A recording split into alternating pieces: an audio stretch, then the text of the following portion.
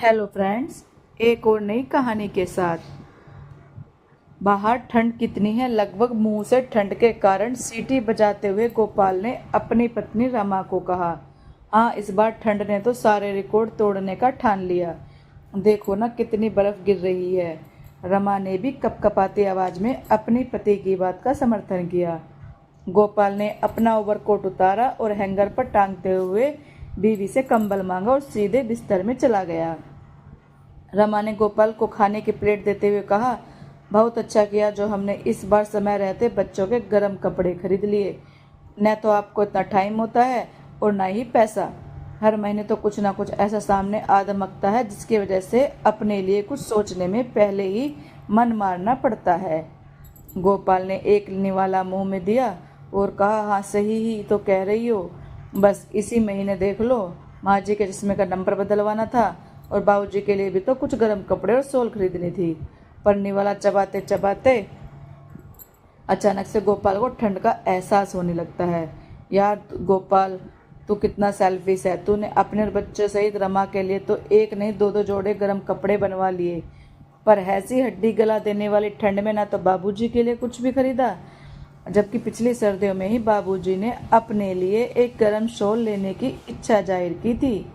गोपाल ने जल्दी से खाना खत्म किया और अभी बाबूजी के नाम के पैसे अभी अलग करने के इरादे से अपने पैंट की जेब से बटुआ निकालकर चेक करने लगा।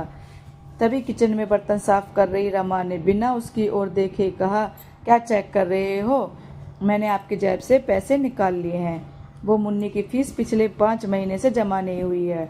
ऊपर से उसकी ट्यूशन वाली मैडम ने उसे पढ़ाने से मना कर दिया है क्योंकि वे अब फीस बढ़ा के मांग रही हैं और हम नहीं दे पा रहे हैं। पर रामा बाबूजी को ठंड गोपाल ने अपनी बात पूरी भी नहीं की थी कि रमा ने बर्तन सिंक में जोर से मारते हुए कहा, आजकल कम पढ़ी लिखी लड़कियों के रिश्ते भी नहीं होते हैं। बेबस गोपाल ने एक नज़र भर के रमा की ओर देखा और फिर कमरे से बाहर निकलकर बाबूजी और माताजी के कमरे में पहुंचा। अरे गोपाल बेटा, आ गए तुम? हमें चिंता हो रही थी, आज बाहर बहुत ठंड है। गोपाल के पापा ने चिंता करते हुए पूछा। हाँ बाबूजी, आज बहुत ठंड है, कहते हुए गोपाल माँ के पास कंबल में बैठकर उनसे बातें करने लगता है। तभी गोपाल की नज़र पापा की शॉल पर गई। उसमें 2-3 छेद जो पहले छोटा हुआ करते थे, अब वो अपना आकार बड़ा कर चुके थे। अब वे दूर से साफ नजर आ रहे थे। पापा की शॉल की हालत देखकर गोपाल सोच ही रहा था कि तभी उसे नजर आया उसके पापा काँप रहे हैं। क्या हुआ पापा जी? अपने अंदर गर्म कपड़े नहीं पहने हैं क्या आप काँप रहे हैं? अब गोपाल के पापा और माँ दोनों एक साथ गोपाल की ओर देखने लगते हैं। वे खुद गोपाल से कुछ कहना नहीं चाहते थे। नहीं नहीं, वो आज ठंड ज़्यादा है ना, इसलिए शरीर काँप रहा है। गोपाल के और पापा बात करते रहे, लेकिन गोपाल का ध्यान अब अपनी पतली हालत पर था। मैं अपनी कमाई का एक हिस्सा बचाकर इन लोगों के लिए अच्छे गर्म कपड़े तो खरीद ही नहीं पा रहा हूँ। अगली सुबह जब गोपाल अपने दफ्तर के लिए जा रहा था तो उसने देखा उसकी गली का अंतिम घर, जो कि शुक्ला जी का है, उनके घर के आगे भीड़ जमा हो रही है। जाते हुए उसने वहां पर जाकर पूछ लिया, क्या हुआ भाई? तभी उसे सुनने को मिला, ठंड में अकड़ने की वजह से शुक्ला जी की मौत हो गई। ये खबर सुनकर गोपाल मानो सुन्न हो गया हो। उसके मुंह से कुछ भी नहीं निकला। वो खड़ा खड़ा काफ़ी देर तक सोचता रहा और फिर क्रियाक्रम के बाद अपने ऑफिस गया। पूरा दिन काम हो रहा। फिर वापस आते वक्त उसने फैसला किया कि वो बाकी ज़रूरतों को दरकिनार करके वो पहले माँ और बाबूजी के लिए गर्म कपड़े खरीदेगा। नहीं तो जब वो घर आया तो उसके हाथ में ढेर सारे कपड़े थे। रमा ने देखा कि गोपाल ने तो मुन्नी की फीस भरी है और न ही गुल्लक में पैसे डाले हैं। उसने वो गेट खोला और बिना कुछ कहे आंखें तरेरते हुए अंदर चली गई। कुछ देर गोपाल खड़ा हुआ सोचता रहा।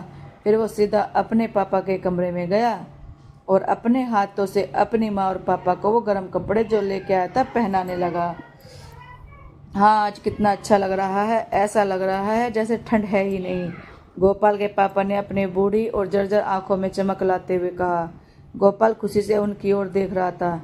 तभी उन्होंने कहा, मैं 2 दिन पहले शुक्ला जी से मिला था, कह रहे थे लगता है इस बार ठंड हमें लेके ही जाएगी। कमबख्त सही कह रहा था। गोपाल अपने कमरे में आता है तो रमा गुस्से में खड़ी उसे देख ही रही थी कि गोपाल को वजह पहले से ही पता थी। इसलिए उसने कहा, रमा हमें पता है हम इंसान बच्चे पैदा क्यों करते हैं। गोपाल ने रमा की ओर घूर के देखा। गोपाल केवल इसलिए नहीं कि वो हमारा वंश आगे बढ़ाएंगे, इसलिए भी जब हम बूढ़े होंगे, हमारे हाथ पैर थकेंगे, तब हम उनसे उम्मीद रहेगी कि वे हमारी ज़रूरतों को पूरा करेंगे।